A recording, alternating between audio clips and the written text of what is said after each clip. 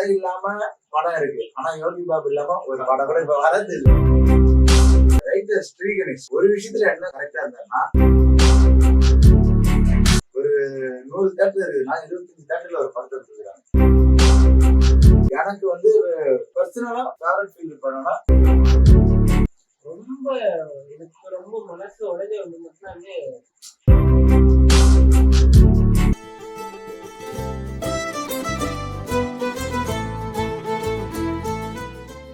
BHK இந்த படத்தை பத்தி சொல்லணும்னா 2025 வந்த அண்டர் ரேட்டட் ஃபிலிம்ஸ்ல இதுவும் ஒண்ணுன்னு சொல்லலாம். ஏன்னா எமோஷனலாவும் சரி, ஸ்டோரி வைஸாவும் சரி எங்களுக்கு கனெக்ட் ஆச்சு. இந்த கதை இந்த படத்தோட ஒன்லைன் ஸ்டோரி என்னன்னா, வீடு வாங்கணும்னு இருக்க ஒரு மிடில் கிளாஸ் ஃபேமிலி வீடு வாங்கினாங்களா இல்லையா, இதுதான் கதை. இது நடுவுல வர பிரச்சனைகள் தான் இந்த மொத்த படத்தையும் கொண்டு போறது அடுத்தடுத்த ஸ்டேஜுக்கு. எனக்கு ஸ்பெசிபிக்கா இந்த படத்துல ரொம்ப பிடிச்ச சீன்னா, சித்தார்த்தும் ஹீரோயினும் மாடியில உட்காந்து பேசிட்டு இருக்காங்க. ஹீரோயின் வந்து சித்தார்த் கிட்ட சொல்லுவாங்க, உன் மனசுல எது தோணுதோ அதை மட்டும் பண்ணு அப்படின்ட்டு. அந்த இடத்துல சித்தார்த் வந்து எதிர்த்து கொஞ்சம் நடந்து போயிட்டு சொல்லுவாரு, நான் முழு மனசோட பண்ண விஷயம்னா உன்னை கல்யாணம் பண்ண. அத மாதிரி ஒரு கவிதை வந்து நான் கேட்டது இல்லைன்னு நினைக்கிறேன். ஆக்சுவலி எனக்கு பர்சனலாவும் சரி, ஆரம்பத்துல இருந்து இப்ப வரையும் பார்க்கும் போது படத்துல உட்கார்ந்து இருக்க ஆடியன்ஸ்க்கும் இதுதான் இந்த சீன் காமிச்சு கொடுத்துருக்கு. அந்த விஷயம் நடக்கும் போது அது ரொம்பவே எல்லாருக்குமே கனெக்ட் ஆயிருந்த ஒரு விஷயம். அது அதுல ஒண்ணு சொல்லணும். செகண்டாவது வந்து பிடிச்ச ஒண்ணு சீன்னா, தங்கச்சியோட ஒரு விஷயம். கல்யாணம் ஆகி அனுப்பிச்சு விட்டுருவாங்க. அதுக்கடுத்து அங்க இருக்கிற ஃபேஸ் பண்ணிட்டு முடியாம திருப்பியும் தான் வீட்டுக்கே வந்து இந்த விஷயங்கள்லாம் சொல்லி அந்த இடத்துல அழுவும் போது ரொம்பவே நல்ல ஃபெமினிசம் அந்த இடத்துல நல்ல சூப்பரா பேசியிருப்பாங்க. பெண்ணை பண்ணிட்டு மட்டும் இல்ல, பெண்ணை காப்பாற்று அது கரெக்டா பேசியிருப்பாங்க. நல்லா இருந்துச்சு பார்க்கும்போது. ரொம்ப அண்டர் ரேட்டட் ஃபிலிம்ஸ்ல அதுல வரும்போது இப்படி எல்லாம் வர வேண்டியது. பெண்ணே இப்படியும் கையாளலாம் அப்படின்னு காமிச்சதே நல்லா இருந்துச்சு. ஆமா, அவங்க அந்த பையன் வந்து அடிக்கவும் இல்ல, இது பண்ணவும் இல்ல, மென்டல் இதையும் நடந்துட்டு இருக்கு, யாரும் வந்து வெளியே காட்ட மாட்டாங்க, ஒரு பிரச்சனை தான்ங்கிறது காட்டும் போதே நல்லா இருக்கும். இந்த மாதிரி பிரச்சனை யாருக்கும் பேசக்கூடாது.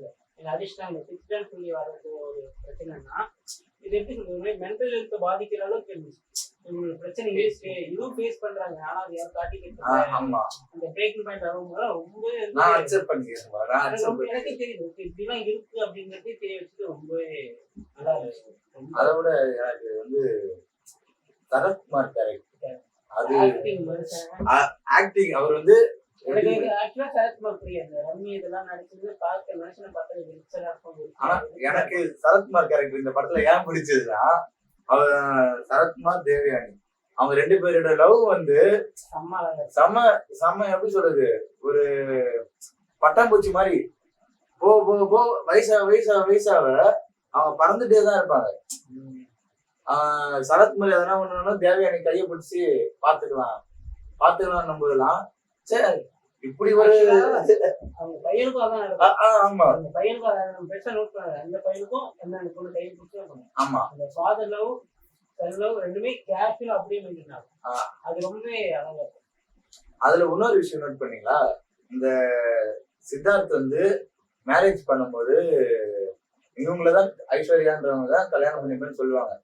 ஓகேவா, ஹீரோயினை சண்டை போட்டு கல்யாணம் பண்ணிப்பாரு. அவர் அப்படி கல்யாணம் பண்ணதாலே என்னவோ அவங்க அப்பா அம்மா மாதிரி சந்தோஷமா வாழ்றதுக்கு ஒரு அவங்க அப்பா லைஃப் எப்படி போதோ அதே மாதிரி பையன். ஆமா, எல்லா பேரண்ட்ஸ்க்கும் இருக்கிற ஒரு பயம் தான். தப்பா போறது இல்ல, நம்மளே கஷ்டப்பட்டு போறான் அப்படின்னு இருக்கிற மிடில் கிளாஸ் ஃபேமிலியில எல்லாரும் அப்பாங்க நினைக்கிற ஒரு விஷயம். அதே மாதிரி நினைக்கிற ஒரு அப்பா வந்து லைஃப் பணம் ஃபுல்லா இருந்துட்டா எந்த பிரச்சனையும் இருக்காது அப்படின்னு நினைச்சு சொந்தமா வீடு அது ஒண்ணு முக்கியம். அதுக்கு காசு இருந்துட்டா ஃபேமிலி எல்லாமே எந்த கஷ்டமும் இருக்காதுன்னு நினைக்கிறேன். மெயினா அது வந்து எனக்கு ரொம்ப பிடிச்ச ஒரு விஷயம்னா காமெடி. அது காமெடியா நல்லா ஹேண்டில் பண்ணுவேன். சின்ன சின்ன விஷயங்களும் மெயினா வர எந்த காமெடி படத்துலயும் பெருசா காமெடி இருக்கு. ஆனா வர காமெடி சீன் வர எல்லா இடத்துலயுமே நல்லா வயிறார அது எல்லா சீன் ஒரு சீன் கூட இது இதெல்லாம் இவங்க பண்றாங்க அப்படின்னு இல்லாம ரொம்பவே கேஷுவலா ஒரு மாதிரி நார்மலா நல்லாவே சிரிக்காது. காமெடின்னு பார்க்கும்போது யோகி பாபு வந்து இடத்துல அல்டிமேட் இல்ல யோகி பாபு வந்து எப்படி சொல்றது, தமிழ் சினிமால கதை இல்லாம படம் இருக்கு, ஆனா யோகி பாபு இல்லாம ஒரு படம் கூட இப்ப வரது இல்ல. ரெண்டு சீன் வந்தா கூட ஓகே, ரெண்டு காமெடி பண்ணிட்டு போயிடுறாரு. அந்த படிக்கிட்டு இருப்பது கூட தலைக்கு அந்த பாட்டு பாடுனது கூட நல்லா இருந்தது. ரைட்டர் ஸ்ரீ கணேஷ் டைரக்டர் ஒரு விஷயத்துல என்ன கரெக்டா இருந்தாருன்னா, படம் 100 கோடி அடிக்கணும் 200 கோடி அடிக்கணும் அப்படின்ற ஒரு எண்ணத்துல இல்லாம ஃபீல் குட் கொடுக்கணும். தன்னோட கதை எப்படி போகணும், ஏன்னா இப்போ என்னன்னா, இப்ப நிறைய டைரக்டர்ஸ் வந்து நான் 100 கோடி அடிக்கணும் 1000 கோடி அடிக்கணும் 2000 அப்படின்ட்டு ஒரு இதுல வந்து மொத்த இந்தியன் சினிமா ஃபுல்லா அதை நோக்கிதான் இப்ப போயிட்டு இருக்கு. ஆனா இந்த 2025ல தமிழ் சினிமால நடக்காத அதிசயங்கள் நிறைய நடக்குது. 2024 லாஸ்ட்ல இருந்து ரொம்ப எனக்கு ரொம்ப மனசு உடனே வந்து வந்து சித்தார்த்த உள்ள வந்துட்டு என்னால முடியலன்னு என்னால முடியலடா இதை விட்டுருங்களேன் நான் தோத்துட்டேன்பா அப்படின்லாம் இது பண்ணுவான். வேண்டாம் இருக்கிறதுலயே ஒரு மிடில் கிளாஸ் ஃபேமிலி ஒரு வீடு வாங்குறது ரொம்ப பெரிய நீங்க நோட் பண்ணி வரும்போது அதை நான் விட்டுட்டு எனக்கான லைஃப் இல்ல, நான் வந்து எனக்கான லைஃபையும் பார்த்துட்டுதான் நான் வந்து உங்களை பார்க்க முடியும், அதை எனக்கு மன்னிச்சிடுவேன், நீங்க இத்தனை நாளா எனக்கு கஷ்டப்பட்டு வளர்த்தீங்க, அந்த எனக்கு பண்ண முடியல, அந்த வலி வேதனை எல்லாம் லாஸ்ட்ல சரத்குமார் போகும்போதே அவர் வாயில வரும் வார்த்தை வரும் தோணும், ஆனா வார்த்தை பேச முடியல, அவரால் நான் தப்பு பண்ணிட்டேன் அப்படிங்கிற ஒரு கில்ட் அந்த இதெல்லாம் எப்படி சொல்றது நிஜமே ரொம்பவே என்னை பாதிச்ச மூமெண்ட் தான். ரொம்பவே நல்லா இருந்துச்சு. நான் தப்பு பண்ணிட்டேன், அதனால காயப்பட்டுட்டாங்க, அதெல்லாம் என்னால எக்ஸ்பிளைன் கூட பண்ண முடியல. அப்பா ஸ்தானத்துல இருந்து பார்க்கும்போது தப்பு பண்ணாது அவரு ஆரம்பத்துல இருந்த ஒரு விஷயம் சொல்லுவாரு, என்ன மாதிரி ஆயிடாதுன்னு போதெல்லாம் எனக்கு. ஆனா லாஸ்ட்ல பார்த்தா பையன் அவர் மேல ஆயிட்டாரு. இல்ல அவர் வந்து இன்வெஸ்டிகேட் பண்ணிருக்காரு, ரெண்டு பேருக்குள்ளயுமே பெயின் இருக்கும், ரெண்டு பேருக்குள்ளயுமே வலி இருக்கும். ஆமா, ரெண்டு பேருமே ஆனா தப்பு இருக்காது. இது வந்து எப்படி சொல்றது, ஒரு ஆர்டிபிஷியலா காட்டணும்ட்டு ரைட்டர் நினைச்சிருக்காரு. அதை எப்படி காமிக்கணும், அதை எப்படி எக்ஸ்ப்ளோர் பண்ணணும், அதை ரைட்டிங் வைஸாகவும் சினிமேட்டிக் வைஸாகவும் எடிட்டிங் வைஸாகவும் பர்ஃபெக்டா வேணுன்றதை கேட்டு டைரக்டர் வாங்கியிருக்காரு. நான் எனக்கு வந்து இந்த அவுட் வேணும், எனக்கு க்ளோஸ்அப் கட்னா அது க்ளோஸ்அப் கட் கொடுங்க அப்படின்ட்டு சினிமாட்டோகிராஃபர் கிட்ட சொல்லி அதை கேட்டு வாங்கியிருக்காரு. எல்லாருமே பிடிக்காத ஒரு கேரக்டர்னா தேவியன் கேரக்டர்னா கேரக்டர் ரொம்ப சட்டிலா இருந்த மாதிரி. ஒரு அம்மா ஒரு வயிற்றுங்கிற இதுல இருந்து ஒரு ஆப்ரேஷனோ இல்லை எந்த ஒரு எமோஷனும் இல்லாத மாதிரி இல்ல, ரொம்ப அமைதியா ரொம்ப செட்டில்டா இல்ல என்ன இருந்தாலும் பாத்துக்கலாம். ஏன்னா ஒரு எமோஷனல்ஸ் பாசிட்டிவ் அந்த இடத்துல வந்து பாசிட்டிவ் எனர்ஜியும் இருக்கும். பட் ஆனா ஒரு அம்மாங்கிறவங்களுக்கு வந்து ஒரு சீன் வந்து ஃபெயில் பொழிச்சுன்னு நினைப்பாங்க. ஆமா, அந்த அந்த கோவம் வந்துட்டு ஆனா அவங்களே தானே திரும்ப கரெக்ட் தான். ஆனா அம்மாங்கிற ஃபீல் வந்து ரொம்பவே செட்டிலா இருக்கிற மாதிரி இருந்துச்சு. ஒரு எமோஷனே இல்லாத மாதிரியும் அப்படின்னு இல்ல, பாசிட்டிவ் அது ஆக்சுவலா தேவன் ரொம்ப நல்ல நடிகை. அவங்க வந்து இந்த படத்துல வந்து ரொம்ப அமைதியா இருக்கு. அவங்களோட ஆக்டிங் வந்து இது பண்ண முடியல, ரொம்ப வேஸ்ட் ஆன மாதிரியே இருக்கு. எனக்கு அப்படிலாம் இல்ல, பொட்டன்ஷியல் ரொம்ப ஆக்டிங் பொறுத்தல அவங்களுக்கு இந்த படத்துல இந்த பொட்டன்ஷியல் ரொம்பவே எல்லாரோட கேரக்டரும் நல்லா பில்ட் பண்ற மாதிரி ஸ்ட்ராங்கா இருந்தது. தேவன் கேரக்டர் மட்டும் பில்ட் ஆகல. இல்ல. character அவங்களுக்கு அதான். அவங்களுக்கு இல்ல இல்ல மெயினா காமிக்க வேண்டியது வந்து அப்பா இருந்தும் ஹீரோ மட்டும் தான் இப்போ கொஞ்சம் ஆஹ் அதுதான் ஃபேமிலி இவங்கதான் இந்த 4 பேர்ல வந்து இதுல correct தான். ஹீரோவுக்கு தங்கச்சியா நடிச்ச பொண்ணு அது நல்ல கேரக்டர் இருக்காங்க. அவங்க acting அந்த உடையில scene அந்த எமோஷனல் ஆகி குழந்தை கொடுத்தாரு.